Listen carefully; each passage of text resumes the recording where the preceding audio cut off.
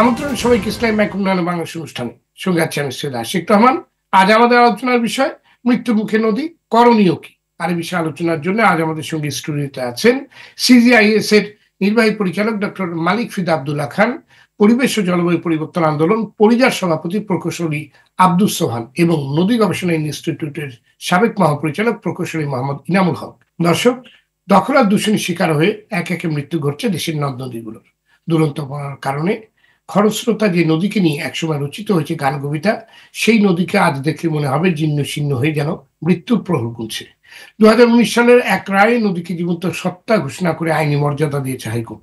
এর মধ্যে দিয়ে দখল, দূষণ ফৌজদারি অপরাধ হিসেবে গণ্য করা হয়েছে। অথচ রায় ঘোষণার 5 বছর পেরিয়ে গেলেও দখল দূষণকারীদের বিরুদ্ধে নেওয়া হয়নি কোনো আইনি ব্যবস্থা। শুধু তাই নয়, দেশ স্বাধীন হওয়ার 53 বছর হয়ে গেলেও এখনো নদীর সংখ্যা নিরূপণ করা হয়নি। জানা যায়নি দেশে মোট কতগুলো নদী ছিল আর এখন কতগুলো আছে। নদ নদীর অভিভাবক প্রতিষ্ঠান নদী দখল দূষণের সঙ্গে জড়িত 60,000-এর বেশি ব্যক্তি ও প্রতিষ্ঠানকে চিহ্নিত করলেও তার বিরুদ্ধে কোনো ব্যবস্থাই নেওয়া হয়নি। উদ্ধার হয়নি নদীর জমি। কলকারখানাগুলো পয়সা বাঁচাতে পরিশোধন ছাড়াই ভয়ঙ্করভাবে ক্ষতিকর কেমিক্যাল মিশ্রিত পানি সরাসরি ছেড়ে দিচ্ছে নদীতে। এতে নদী এবং নদীর জীববৈচিত্র্য বিলীন হওয়ার ঝুঁকিতে পড়েছে। বুড়িগঙ্গার মতো এমন অনেক নদী রয়েছে যেখানে নেই প্রাণের কোনো অস্তিত্ব। অন্যদিকে অভিন্ন 154টি নদীর পানি আটকে রেখে ভারত বছরের পর বছর অন্যায্য আচরণ করলেও তার প্রতিকার পাওয়া যাচ্ছে না। এমন বাস্তবতায় দেশের নদীগুলোকে বাঁচাতে করণীয় নেই আজ আমরা আলোচনা করব ইসলামী ব্যাংক উন্নয়নে বাংলাদেশ অনুষ্ঠানে। আলোচনা আপনাদের সবাইকে স্বাগত জানাচ্ছি। প্রকৌশলী মোহাম্মদ ইনামুল হক। আদালত নদীকে জীবন্ত সত্তা ঘোষণা দিয়েছে, তারপর নদীর উপর দখল দূষণের আগ্রাসন চলে কিভাবে? চলে, এটা আমাদের কালচার, এটা আমাদের সংস্কৃতি। আমাদের সংস্কৃতিতে আছে, কি বলবো, আছে হলো পিটা, মানে দল বেঁধে পিটায় একজনকে, কোপা, এক দল বেঁধে একজনকে কোপায়, মাইরালা, দল বেঁধে মাইরাওয়ালায়। এটা আমাদের সংস্কৃতি। এগুলো কিছু না, এটা আমলাতান্ত্রিক, এটা তালিকা তৈরি করা হয়েছে, কিছু বাজেট হয়েছে, কিছু লোক বেড়াতে গিয়েছে, খাওয়া দাওয়া করেছে, তা একটা প্রশংসা বাক্য হয়েছে। কাজের কাম কিচ্ছু না, কাজের কাজ হবে না। এটা আমলাতান্ত্রিক, এটা একটা আমাদের সংস্কৃতি, আমাদের চরিত্র, ব্যক্তি চরিত্র, আমাদের প্রতিষ্ঠানগুলোর চরিত্র।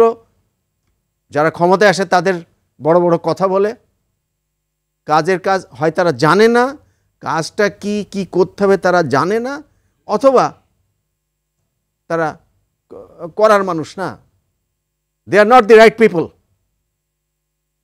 যত কথাই বলো আপনার 54 বছর হোক না, আমাদের দেখা যাচ্ছে যে বিগত যে সরকার, সে যতক্ষণ পর্যন্ত, যতদিন পর্যন্ত, যত বছর পর্যন্ত, 15 কি 20 বছর যতদূর থেকেছে, তার তো বাহবাই হয়েছে যে তার মতো উন্নয়নের চরম শিখরে চলে যাচ্ছে, তারপরে ধপাস করে পড়ে যায়।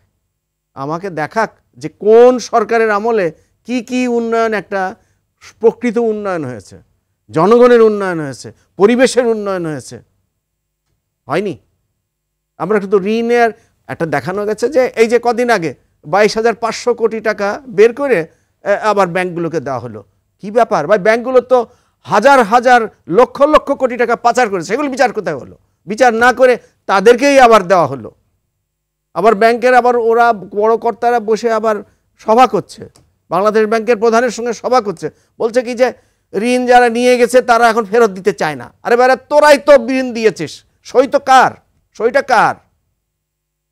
হ্যাঁ, তোমাদের কোনো নাই, কোনো টার্মস অফ রেফারেন্সে, কোনো চাকরির কোনো নিয়মের কোনো ব্যাপার নাই যে তোমরা কাকে ঋণ দিলে সে ঋণ, জি টাকাটা জনগণের। অতএব এগুলো জীবন্ত সত্তা করা, কত কিছু করা, বড় বড় কথা বলা, সংবিধানকে এতটুকু, সংবিধানকে এত বড় করা, অমুক ধারা ঢুকানো, অমুক ধারা ঢুকানো, সব হলো লোক দেখানো এবং কাগুজে।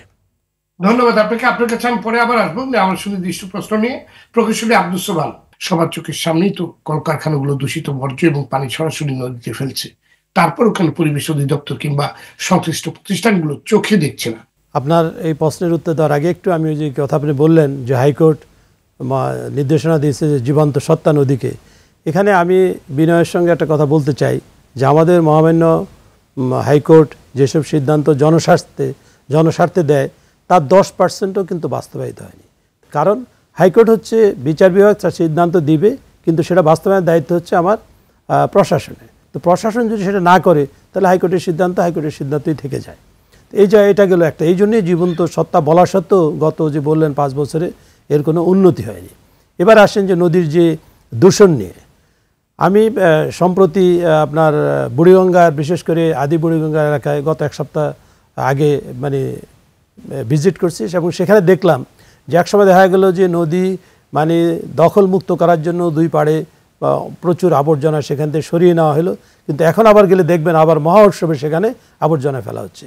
ঢাকার চারদিকে সব নদীগুলোতে কিন্তু একই অবস্থা, এবং এই অবস্থা দেখলে মনে হয় না যে আমাদের ঢাকার উত্তর এবং দক্ষিণ সিটি কর্পোরেশন বর্জ্য সংগ্রহে কোনো কাজ করে। যদি নদীর পাড়গুলোতে যদি আপনি যান তাহলে দেখবেন। এবার আসেন দূষণের চিত্র। এটা সত্য যে আমাদের দেশে মানে বিশেষ করে টেক্সটাইল ডাইং ইন্ডাস্ট্রির প্রতিনিয়ত বাড়ছে, কিন্তু সেখানে বাড়ার সঙ্গে সঙ্গে পরিবেশ সংরক্ষণ আইনে বলা আছে যে প্রত্যেকটি শিল্প প্রতিষ্ঠানকে তার নিজস্ব মানে ইটিপি থাকতে হবে, মানে বর্জ্য পরিশোধনাগার থাকতে হবে। এবং অনেক ক্ষেত্রে দেখা যায় তারা হয়তো সেই বর্জ্য পরিশোধনাগার তৈরি করে, কিন্তু সেটাকে আপনি নিজেই আপনার প্রারম্ভিক বক্তব্যে বলছেন যে অতিরিক্ত মুনাফার জন্য তারা সেটাকে চালু রাখে না।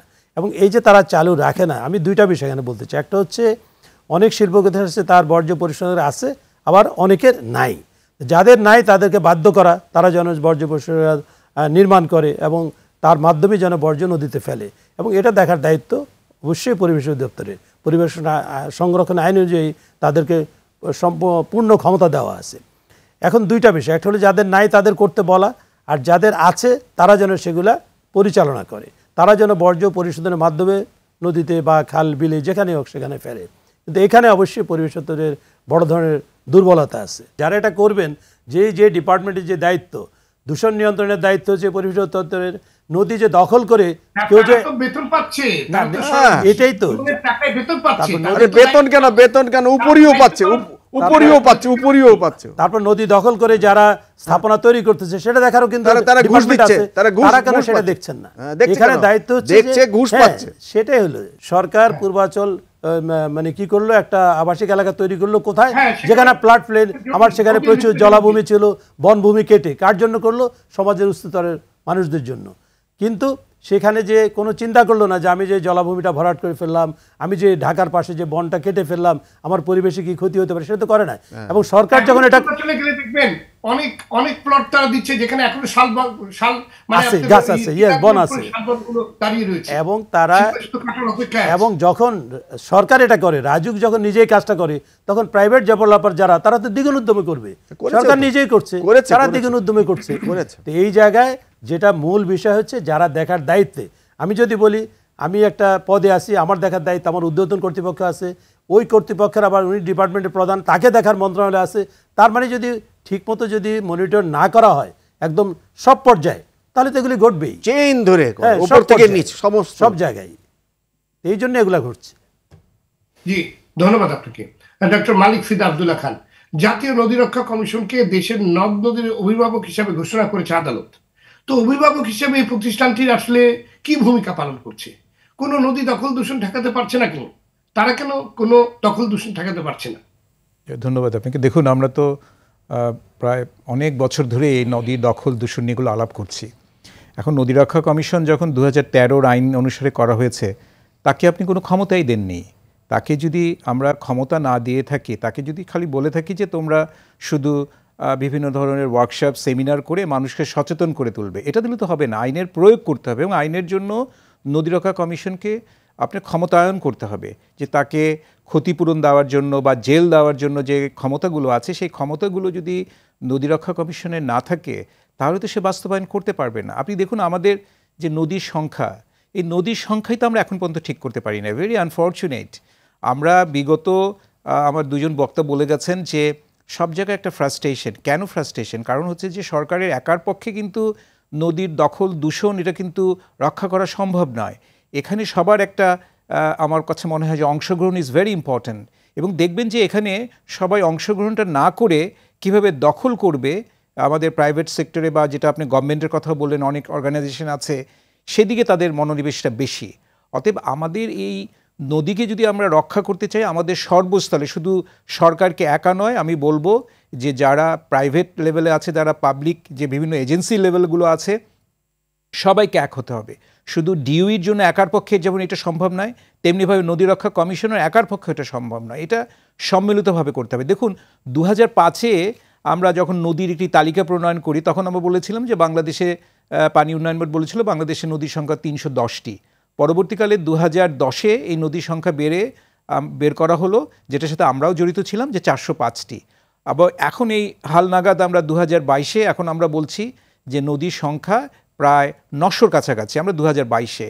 আবার নদী রক্ষা কমিশন একটি সংখ্যা বের করেছেন বিভিন্ন বিভাগীয় কমিশনারদের মাধ্যমে, যেখানে নদীর সংখ্যার কথা বলা হয়েছে প্রায় 1000 উপরে, প্রায় 1005টি।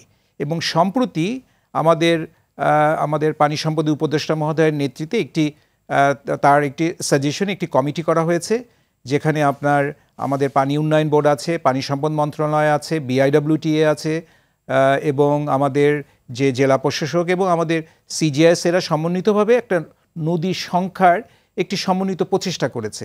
সেটা প্রায় সংখ্যা 1155-র মতন। কিন্তু এই যে নদীর সংখ্যাটা, এখানে আমাদের শুধু যারা নদীবিদ বা নদীবাদী আছে সবার সমন্বয়ে এই সংখ্যাটাকে ঠিক করা দরকার। সেরকমই একটি উদ্যোগ নেওয়া হয়েছে এবং আনফর্চুনেটলি আমরা স্বাধীনতার এত বছর পরেও নদীর সংখ্যা কিন্তু আমরা সম্পূর্ণভাবে নির্ণয় করতে পারি না। তবুও আমি বলবো যে এই উদ্যোগটা নেওয়া হয়েছে, বিশেষ করে এই গভর্নমেন্টের সময় আরও এটাকে বিভাগীয় কমিশনের মাধ্যমে এটাকে ভ্যালিডেট করা হয়েছে নদীর সংখ্যাটা যদি আমরা সবাই সম্মিলিতভাবে, আমি বলবো এটা শুধু যারা টেকনিক্যাল পার্সন তারা নয়, যারা নদী নিয়ে আন্দোলন করে, যারা নদী নিয়ে চিন্তা করে, যারা নদী নিয়ে কথা বলে, তাদের সবার সমন্বিতভাবে এই নদীর সংখ্যাটা নির্ধারণ করা উচিত। তাহলে, এবং 2 নম্বর হচ্ছে যে নদীর দখল দূষণকে জন্য নদী রক্ষা কমিশন যে জন্য ক্রিয়েট করা হয়েছিল তাদেরকে তো এম্পাওয়ার করতে হবে। আমাদের আইনের সংশোধনের কোনো বিকল্প নেই, কিন্তু আমরা এখন পর্যন্ত যেই 2013 আইনটি কিন্তু সংশোধন করতে পারিনি। এর জন্যই এখন এই চিত্র দেখছেন। এবং এখানের এই চিত্রের আরেকটি কারণ হচ্ছে যে আমাদের মধ্যে একটি দখল দূষণের একটি স্বাভাবিক একটা কালচার, যেটা আমাদের অন্য বক্তারা বলে গেলেন, যে সামহাউ আমাদের মধ্যে মনে হয় যেন আমরা দখল বা আমরা দূষণ করতে পারি। এই যারা ইন্ডাস্ট্রিয়ালিস্ট আছে সেখানে তাদেরও যেরকম দায়িত্ব, সরকারের দায়িত্ব, এবং যারা এই নদীর পাড়ে থাকে, যারা অ্যাক্টিভিস্ট হিসেবে কাজ করে, তাদেরও দায়িত্ব আছে সরকারকে সচেতন করে তোলা। জি, ধন্যবাদ আপনাকে। প্রফেসর মোহাম্মদ ইনামুল হক, ভারত অন্যায্যভাবে পানি আটকে রেখেছে, কেউ কেউ বলছেন নতজানু পররাষ্ট্র নীতির কারণে ভারত এমনটা করার সুযোগ পেয়েছে। আপনার বিশ্লেষণ শুনতে চাই। ভারত একটা তো জগাখিচুড়ি দেশ, 15-16টা রাজ্য আছে তো, এবং 15-16টা রাজ্যের আবার নিজস্ব ভাবনা চিন্তা আছে। কেন্দ্র শুধু সামাল দিতে সারা। ওদের যে দিল্লিতে কেন্দ্র আছে, যেমন তিস্তার পানি যে আমাদের বাংলাদেশ ভারতের মধ্যে ভাগ হয়ে যায়, এবং কেন্দ্র তো রাজি, কিন্তু পশ্চিমবঙ্গ একটা বাধা দিল। নাকি এটা কি বাধা না তাদের কৌশল?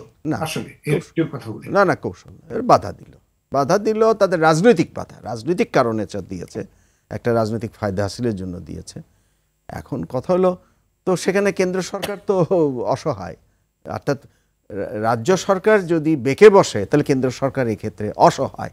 এই জন্য বললাম একটা জগাখিচুড়ি দেশ। আমি ভারত বলছি, অথচ ব্যাপারটা হয়ে রয়েছে অন্যরকম। এখন ভারতের যে বিশেষ করে তিস্তা এবং গঙ্গা নদী, এই দুটোর যে জল আটকানোর যে ব্যবস্থাপনা, সেটা একটা ঐতিহাসিকভাবে হয়ে আছে, কিন্তু আমাদের কূটনীতি খুবই দুর্বল। আমাদের কূটনীতি নাই। একটু আগে আমাদের ডক্টর ফিদা হোসেন বললেন যে নদীর সংখ্যা নির্ণয় করতে পারি নাই, এইটা করতে পারছি না, এতদিন হয়ে গেছে। কোনো কিছু আপডেটেড পরিস্থিতি সেখানে নাই। আমি এটা বলছি যে আমাদের এখানে নাই, আপডেটেড হই না। যেমন একটা সহজ কূটনীতি ছিল, যখন মমতা বাধা দিলেন, এখন বাধা দিয়ে তো অন্যায় করলেন, আমাদের এখানে পানি শুকিয়ে দিলেন।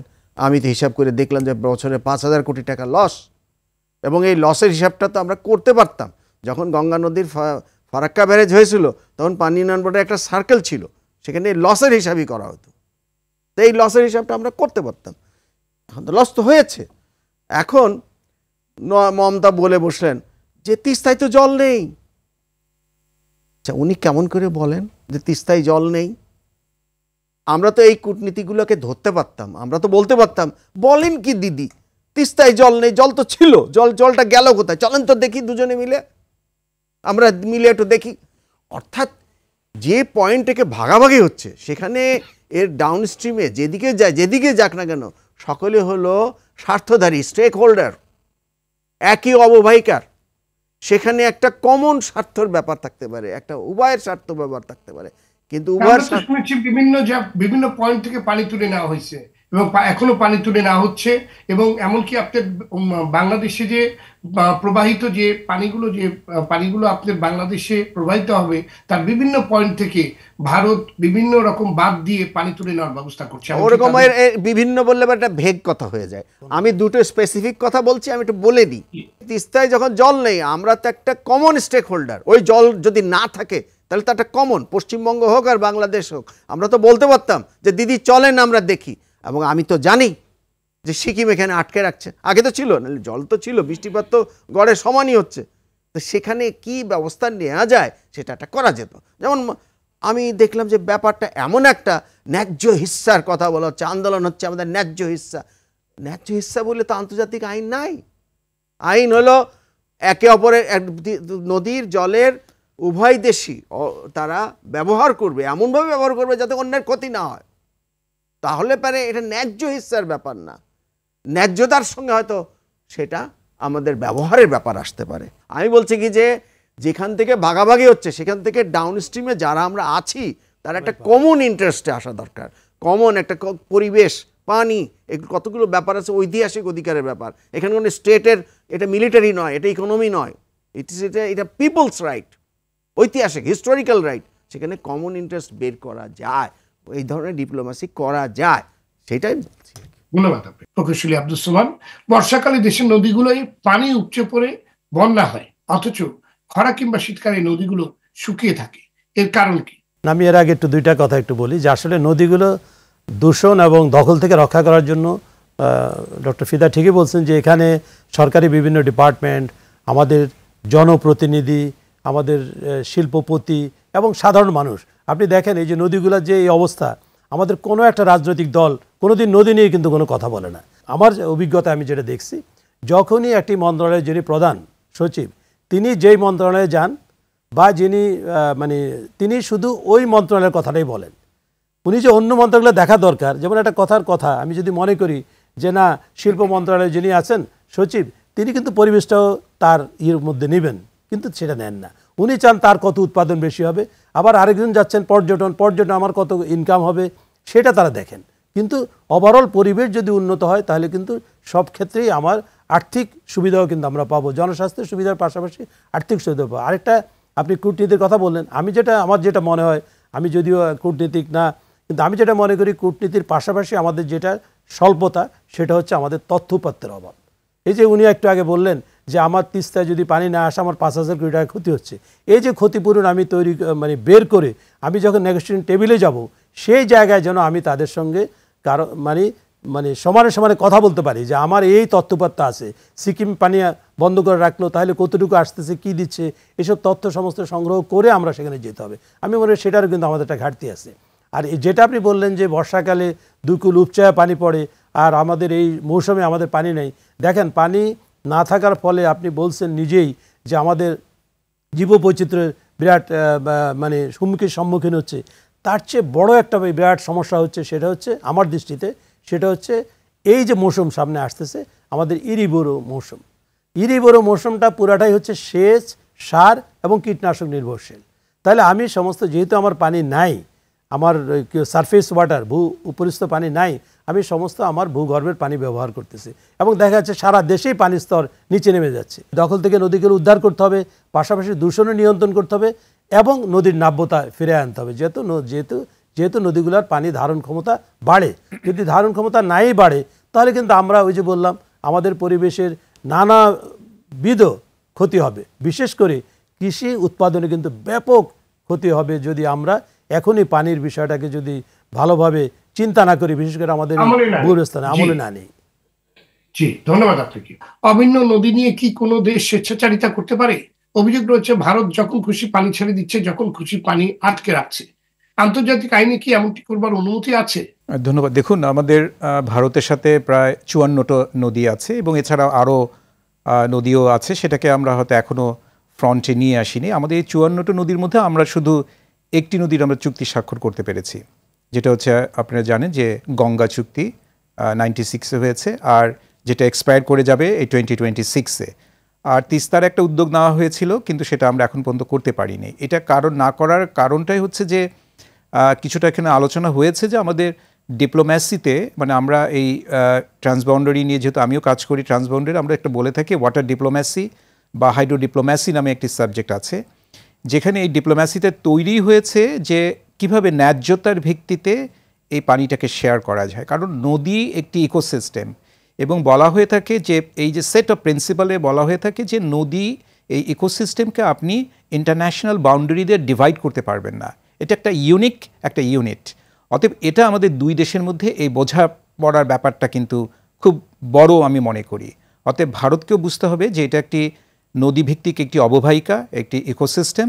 অতএব এখানে যেমন ভারতেরও পানি দরকার আছে, ডাউনস্ট্রিম কান্ট্রি হিসেবে বাংলাদেশেরও পানি দরকার আছে। এই জিনিসটাকে আমাদেরকে বোঝাতে হবে ডিপ্লোম্যাসির মাধ্যমে। আমাদের যে দুটি আন্তর্জাতিক আইন আছে, একটি হচ্ছে ইউএনএসি, যেটাকে আমরা 1992 বলি, আরেকটি হচ্ছে ইউএন ওয়াটার কোর্স কনভেনশন, যেটা হচ্ছে 1997। এই প্রতিটি আইনেই কিন্তু অববাহিকা ভিত্তিক পানি কিভাবে ডিস্ট্রিবিউশন হবে তার কিন্তু নির্দেশনা দেওয়া আছে। সেখানে বলা হয়েছে যে এনভায়রনমেন্টকে কনসিডার করতে হবে, আমাদের এগ্রিকালচারকে কনসিডার করতে হবে, আমাদের ইকোসিস্টেমকে কনসিডার করতে হবে, আমাদের ফিউচারে যদি কোনো ডিম্যান্ড বেড়ে যায় সেটাকেও চিন্তা করে একটু ন্যায্যতার ভিত্তিতে করতে হবে। কিন্তু এখানে মুশকিলটা হচ্ছে আমরাও এই আন্তর্জাতিক আইনে রেটিফাই করি নেই, ভারতও রেটিফাই করে নাই, চায়নাও করেনি, নেপালও করেনি, ভুটানও করেনি।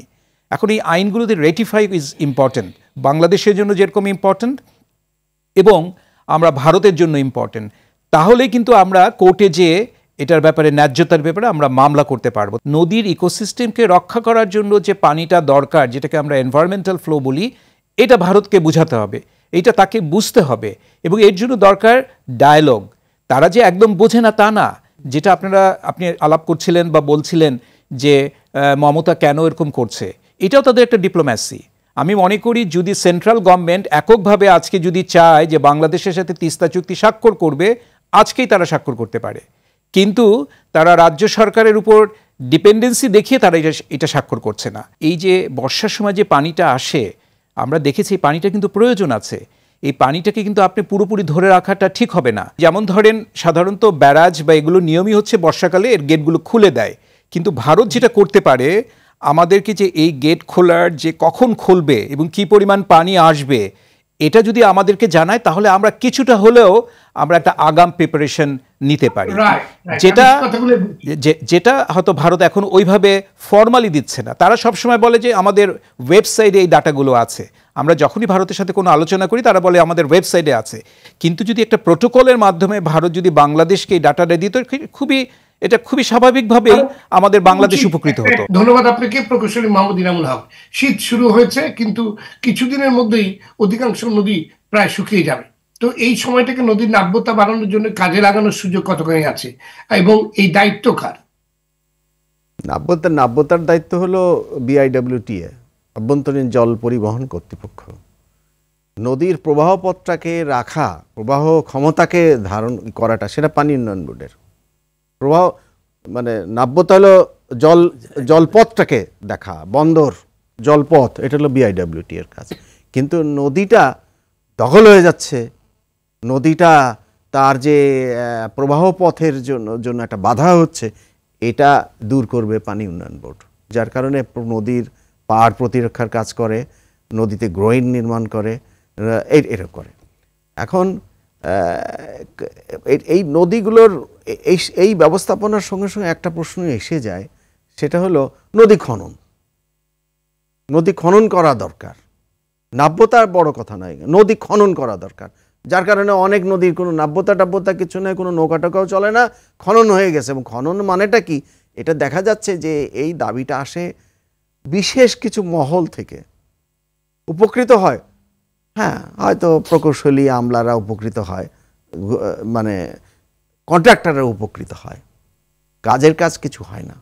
তার কারণ হলো যে নদীতে পলি প্রবাহ থাকে, সেই নদী হাজার খনন করেও সেটাকে প্রবাহপথকে চালু করা সম্ভব নয়। এইগুলো একটু বুঝতে হবে যে যেখানে যে নদীটা মরে যাচ্ছে তাকে আমি খনন করব কেন? এটা হতে পারে যে সেই এলাকায় সেই নদীটা মরে যাচ্ছে, যেমন তিতাস নদ।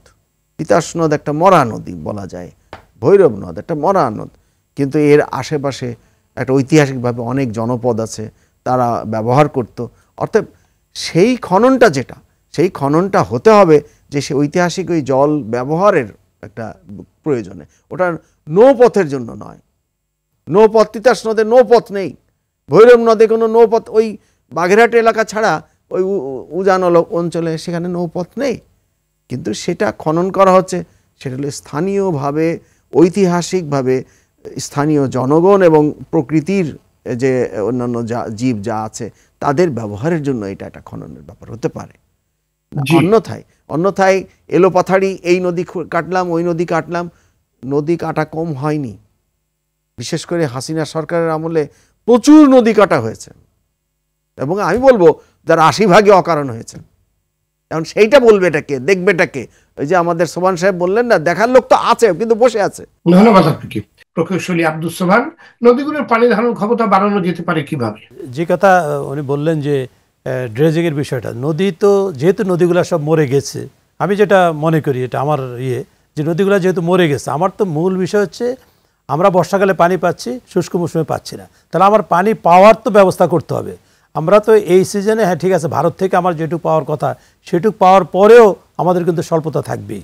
তো সেই জায়গায় আমাদের একটা ব্যবস্থা করতে হবে। উনি তো একটা সলিউশন বললেন, যেমন তিতাস, ভৈরব, কিছু নদী আছে যেগুলি, হ্যাঁ নদীকে শুধুমাত্র মানে পরিবহনের ছাড়া, নৌ পরিবহন ছাড়াও নদীর যেটা সবচেয়ে বড় গুরুত্বপূর্ণ সেটা হচ্ছে জীববৈচিত্র্য।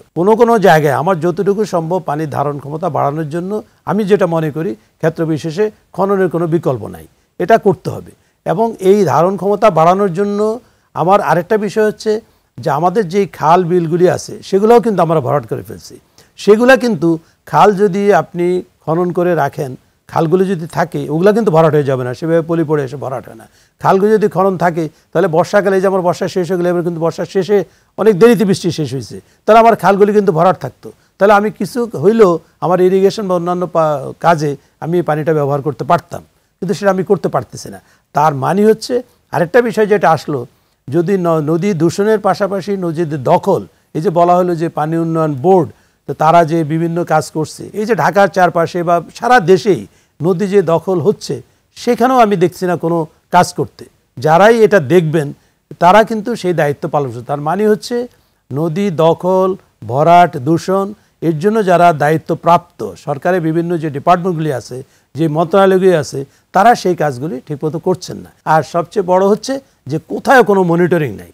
এটা প্রত্যেকটা ডিপার্টমেন্টের ক্ষেত্রে, পুরো বাংলাদেশে মন্ত্রণালয় থেকে শুরু করে তার অধস্তন ডিপার্টমেন্ট কেউই কোথাও কোনো সঠিক কোনো মনিটরিং করে না, যার জন্য যার যা ইচ্ছা সে তাই করতেছে এবং কাজ না করে পার পেয়ে যাচ্ছে। ধন্যবাদ আপনাকে। আমাদের আলোচনা একেবারে শেষ পর্যায়ে। ডক্টর মালিক ফিদা আব্দুল্লাহ খান, কেউ বলছেন দেশে প্রচলিত যে আইন আছে তার যদি যথাযথ প্রয়োগ নিশ্চিত করা যায় তাহলে এই নদীগুলো বেঁচে যাবে। তো দেশের বিদ্যমান আইন কেন প্রয়োগ করা যাচ্ছে না? প্রতিবন্ধকতাগুলো আসলে কোথায়? না দেখুন, আইনের তো প্রয়োগ করতে হবে।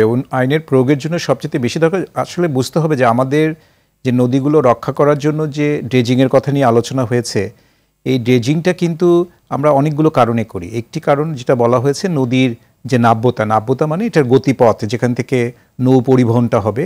আরেকটি বড় কারণ কিন্তু যে আমাদের ড্রেনেজ সিস্টেম, মানে আমাদের যে ফ্লাড হয় সে বন্যার পানিটা নেমে যাওয়ার জন্য। আর আরেকটি হচ্ছে যে আমাদের কৃষিকাজে বা বিভিন্ন অন্যান্য যে কাজে যে ব্যবহার হচ্ছে, ইন্ডাস্ট্রিয়াল কাজে, সে পানির প্রাপ্যতা যেন নদীর পাড়ে আমরা পেতে পারি। কিন্তু আমাদের যে ড্রেজিংগুলো যে পরিকল্পিতভাবে না হওয়ার জন্য কিন্তু এই জিনিসটা হচ্ছে। তাহলে আপনি যে আইনের কথা বলছেন, যে আইনের প্রয়োগটা করতে হলে ওটার ব্যাপারে যে নলেজটা, যে জ্ঞানটা থাকা দরকার, সেই জ্ঞানটা নিয়ে কিন্তু প্রয়োগটা করতে হবে। এখন আইনে বলা হয়েছে যে আমাদের নদী রক্ষা করতে হবে, কিন্তু রক্ষাটা আপনি কিভাবে করবেন সেটার যদি সুষ্ঠু প্রয়োগের ক্ষেত্রে যদি আমাদের ওই আইডিয়াগুলো বা ওই জ্ঞানলব্ধ যদি কোনো কিছু পরিকল্পনা না থাকে, তাহলে কিন্তু আমরা রক্ষা করতে পারবো না। যেমন ধরেন connectivity is very very important. নদী, খাল, জলাশয়, দিস আর ভেরি ইন্টারকানেক্টেড। এখন এগুলোর কানেক্টিভিটি যদি আপনি স্ট্যাবলিশ না করেন, তার মানে হচ্ছে যে ওয়াটার সাথে যে অন্যান্য যে মন্ত্রণালয়গুলো আছে তার কিন্তু একটা ঘনিষ্ঠতা আছে। যেমন আমরা বলে থাকি যে একটি দেশের ন্যাচারাল ক্যাপিটাল বলতে আমরা বুঝাই যে প্রাকৃতিক মূলধন। এই নদী হচ্ছে তা একটি অন্যতম মূলধন, পাহাড় একটি অন্যতম মূলধন, জলাশয়গুলো অন্যতম একটি মূলধন এবং বন আরেকটি মূলধন। এগুলো কিন্তু সবগুলো একটার সাথে একটা ইন্টিগ্রেটেড। এর জন্য বলছি যে নদী রক্ষার জন্য এগুলোকে সম্মিলিতভাবে কিন্তু চিন্তা করতে হবে। তা আমাদের যতগুলো পলিসি হয়েছে দেখবেন, এগ্রিকালচার বলি, ওয়াটারের বলি, এগুলোর মধ্যে কিছু কিছু জায়গায় বলা হয়েছে, কিন্তু এই সম্মিলিতভাবে কোনো উদ্যোগ নেওয়ার কিন্তু এখন পর্যন্ত হয়নি। মানে আমরা ইন্টিগ্রেটেডভাবে যদি উদ্যোগগুলো না নেই, বিচ্ছিন্নভাবে যদি আমরা মনে করি আমরা ফরেস্টকে রক্ষা করব, জলাশয়গুলোকে রক্ষা করব বা নদীকে রক্ষা করলো, তাহলে কিন্তু আমরা সুফলটা পাবো না। আমাদেরকে সম্মিলিতভাবে এই উদ্যোগটা নিতে হবে, তাহলেই আইনের প্রয়োগটা হবে। ধন্যবাদ আপনাদের সবাইকে আজকে আলোচনায় যোগ দেওয়ার জন্য। দর্শক, দখল দূষণ আর প্রতিবেশী দেশে আগ্রাসী নীতির কারণে নদীমাতৃক বাংলাদেশ থেকে নদী বিলীন হয়ে যাবে, এটা কোনোভাবেই মেনে নেওয়া যায় না। আজকের আলোচকরা যেমনটি বলবার চেষ্টা করেছেন, দায়িত্বপ্রাপ্ত সংস্থাগুলোর দায়িত্বহীনতা এবং নির্লিপ্ততার কারণেই নদ নদীগুলো দখল দূষণের কবলে পড়েছে। এর থেকে বেরোতে হবে, সংস্থাগুলোকে জবাবদিহিতার আওতায় আনতে হবে। স্থানীয় জনগণ, তরুণ সমাজ, রাজনৈতিক নেতৃত্ব এবং প্রশাসনের সমন্বয়ে নদী রক্ষায় প্রয়োজনে কমিটি গঠন করতে হবে। রাজনৈতিক ম্যানিফেস্টোতে নদী রক্ষাকে অন্যতম এজেন্ডা হিসেবে ঘোষণা দিতে হবে। নদী দখল দূষণের বিরুদ্ধে রাষ্ট্রীয়ভাবে জিরো টলারেন্স নীতি গ্রহণ করতে হবে। সারা দেশের নদীগুলোকে বাঁচিয়ে তুলতে একটি মহাপরিকল্পনা নিতে হবে। আন্তর্দেশীয় এবং অভিন্ন নদীগুলোয় পানির ন্যায্য হিস্সা নিশ্চিতে দ্বিপাক্ষিক কূটনৈতিক তৎপরতা যেমন বাড়াতে হবে, তেমনি আন্তর্জাতিক ও বহুজাতিক সংস্থাগুলোকেও কাজে লাগাতে হবে। দর্শক, আজ পর্যন্তই। আগামী সপ্তাহে আবারও ফিরে আসবো। সে পর্যন্ত সবাই ভালো থাকুন, সুস্থ থাকুন। সঙ্গে থাকার জন্য ধন্যবাদ।